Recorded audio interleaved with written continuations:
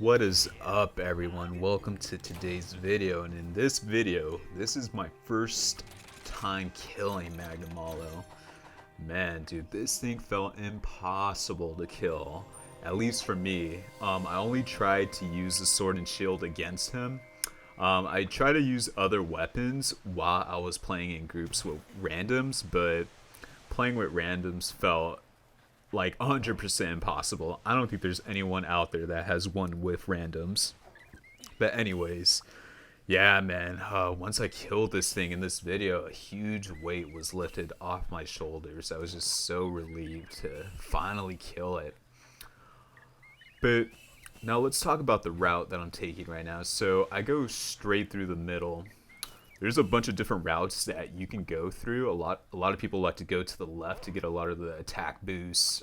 There's the flame beetle on the left. You can also mount the Mizu immediately on the left. But I like to go through the middle. I wasn't really trying to speed run at all, dude. I was just worried about killing this thing, man. Like, let me just kill this thing at least once.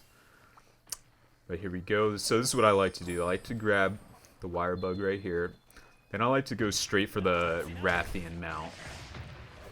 And once I mount him, I like to take him straight to Magnamalo and put some damage on him. But you're going to see that this fails. If you're not quick enough... Now, I don't know. It feels like if you don't get there in time, Magnamalo takes off to a different area, like how he is right now. Now, usually when that happened in the past, I would just quit the quest. But for some reason, during this attempt, I just felt like just playing through it. I was just desperate to beat this thing, dude. And here we go, we take him up here. Try to get some damage. Now, this is probably the worst placement possible, right? Right next to the cliff, where you can possibly fall off. And that's exactly what happens. But while I was riding, well, while I was on the Rathian, I thought it was just gonna throw me right off the cliff once I get this damage in. So luckily it didn't, right? So this whole time while I'm attacking Magnamalo, I was just worried that I was gonna get pushed off the cliff, right? And that's what happens, right after this. Go straight down, right? I'm thinking like, God dang it, dude. But we get up there as quick as possible. You notice that I make a ton of mistakes during this quest, and I was still able to beat it, which is weird because in other attempts, I felt like I played way better than this attempt, right? But I was always getting timeouts. Like, I would always get Magnamalo to limp, but I would never be able to kill it, and it would always time out. But for some reason, dude, I was able to kill it in this attempt. Really weird. Okay, so let's see. So with the sword and shield, you really gotta play patient. You really gotta pick your spots, and you really gotta utilize that soapbind move that launches you into the downward pound. That move right there. That's really the only soapbind move that you're gonna be using. You never really want to use a windmill soapbind move.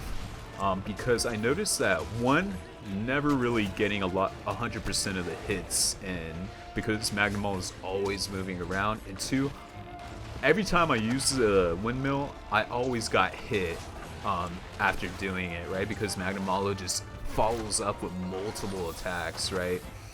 The only time you really want to use the windmill is like when you want to get extra damage in after you knock him down. After performing a combo, which I do in some parts of this video.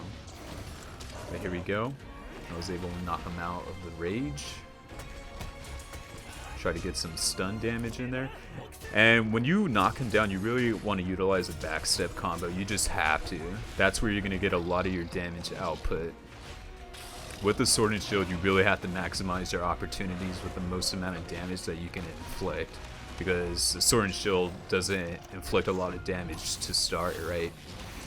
So right here, you can get a free hit after that move.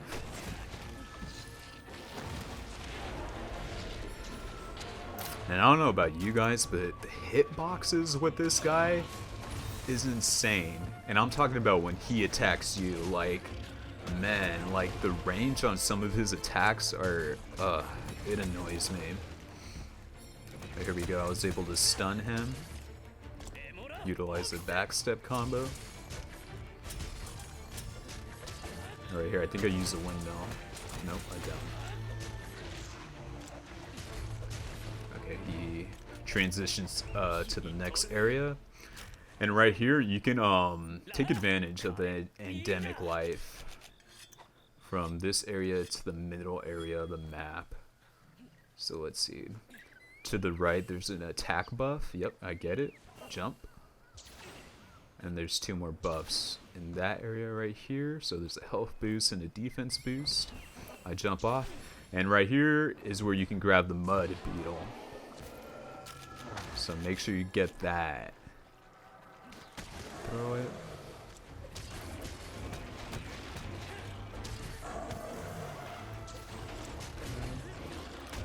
Put some damage on it.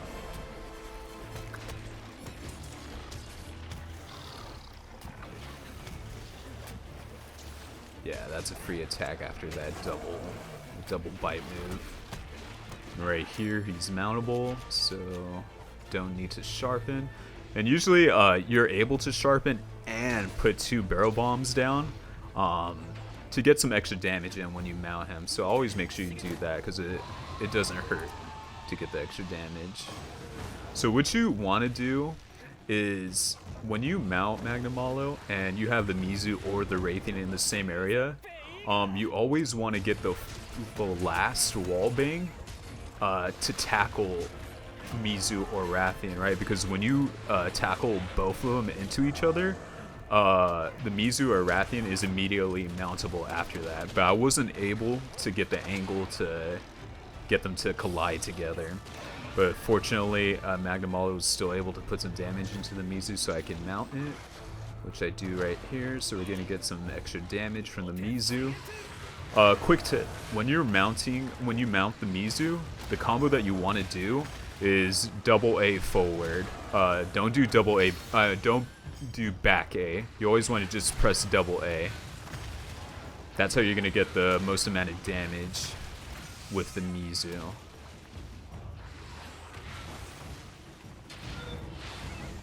Okay, here we go. So, yep, I aim for the back right here. So as you guys probably know already, you want to be aiming for the purple glowing parts because 1, that's how you get the most amount of damage off him, and 2, that's how you get him out of the rage state.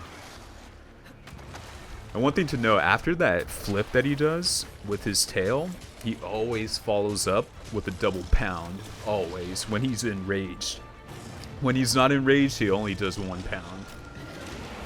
Now right there, I could have done the launch Silk Mine move, and that would have been fine. So right here, that's a free hit off that move.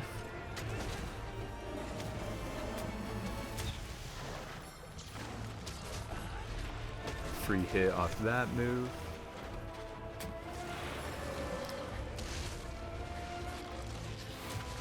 Free hit right here. Gotta play patient. Gotta play patient. Pick your parts. There we go. That's a free hit.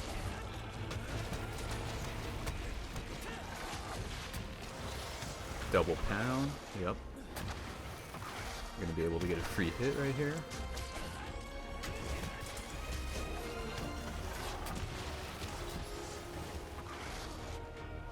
Double pound. Free hit.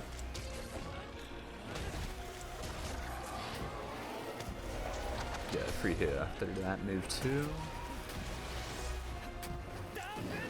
Okay, right here is where he does that. Pretty much it's a one-shot kill. If you get hit with this move, it's a wrap. And that move is pretty tricky to dodge, right? Because he's moving around a lot, and it's sometimes you lose track of him, and if he gets you, it's a wrap. But luckily he gets tired right here, and what I like to do when he gets tired is put down a pitfall trap. When he gets tired and he gets into the pitfall trap, he stays in there longer. So I really take advantage of that. And I think I was able to land 2 backstep combos while he was in the pitfall trap. Let's see if I do that. Yep, I do the backstep combo again. Yeah, he stays in there for a long time. Okay, right here he transitions. Got to sharpen. And I also like to have my stamina up too.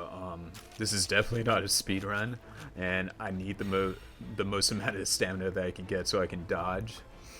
So right here, I put down a shock trap. I don't know why I did that, but it ended up working out because he didn't go into it immediately. He was still in his eating animation. I was still able to get some free hits in. And right there, once he ended that eating animation, he just stepped right into it, so it worked out.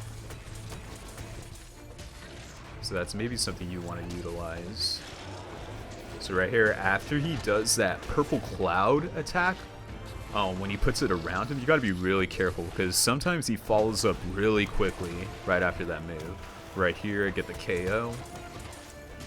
Get the backstep combo in there.